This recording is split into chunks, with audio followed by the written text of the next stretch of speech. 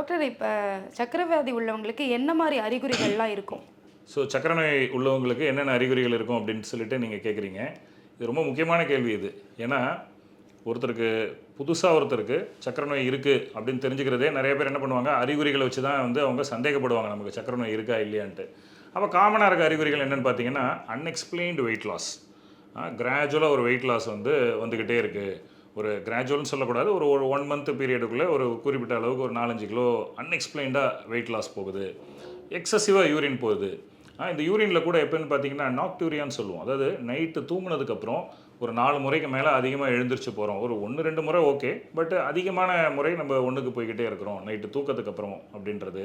அதிகமாக பசி அதிகமாக எடுக்கிறது, உடல் சோர்வாக இருக்குது, உடம்புல ஏதாவது அரிப்பு வருது, காலில் எரிச்சல் வருது, ரொம்ப பலவீனமாக இருக்கிறது, இது மாதிரி அடுக்கிக்கிட்டே போகலாம். நிறையா அதே மாதிரி பார்த்திங்கன்னா ஜெனிட்டல் ஏரியாலலாம் ஒரு அல்சர் மாதிரி ஃபங்கல் இன்ஃபெக்ஷன் மாதிரி வருது, அடிப்பட்டால் ஏதாவது ஆறாமல் போகிறது, இந்த மாதிரி அறிகுறிகள் நிறைய சொல்லிக்கிட்டே போகலாம். ஆனால் இதில் முக்கியமாக தெரிஞ்சுக்க வேண்டிய விஷயம் என்னென்னா, பெரும்பாலான ஆட்களுக்கு எந்த அறிகுறியுமே இருக்காது. டயபெட்டிஸ் இருக்கிற பெரும்பாலான ஆட்களுக்கு ஈவன் 70% 80% பீப்புள் கூட எந்த அறிகுறியுமே இருக்காது. Even very high blood sugar இருக்கும்போது கூட அவங்களுக்கு தெரியாது நமக்கு டயபெட்டிஸ் இருக்குன்ற விஷயமே தெரியாது.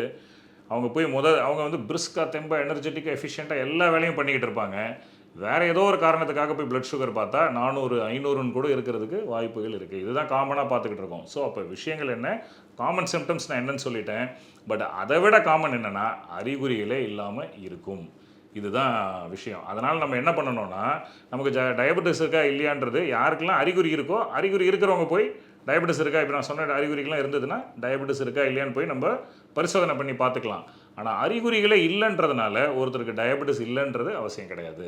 அப்போ 30 வயசுக்கு மேலே யாரெல்லாம் 30 இயர்ஸ் கம்ப்ளீட் ஆகிறாங்களோ, ஐசிஎம்ஆர் கைட்லைன்ஸ் நம்ம இந்தியாவில் என்ன சொல்கிறாங்கன்னா, அவங்க வாலண்டியராக போய் தனக்கு டயபெட்டிஸ் இருக்கான்ற பரிசோதனையை பண்ணிக்கணும். அறிகுறி இருந்ததுன்னா 30 வயசு வரைக்கும் வெயிட் பண்ணக்கூடாது. அதுக்கு முன்னாடியே போய் நம்ம டெஸ்ட் பண்ணிக்கணும். அறிகுறியே இல்லாதவங்க, அப்சல்யூட்லி பிரிஸ்க் அண்ட் ஹெல்த்தியாக இருக்கிறவங்க 30 இயர்ஸ் கம்ப்ளீட் ஆகிட்டால் கண்டிப்பாக போய் அவங்க டெஸ்ட் பண்ணிக்கணும்.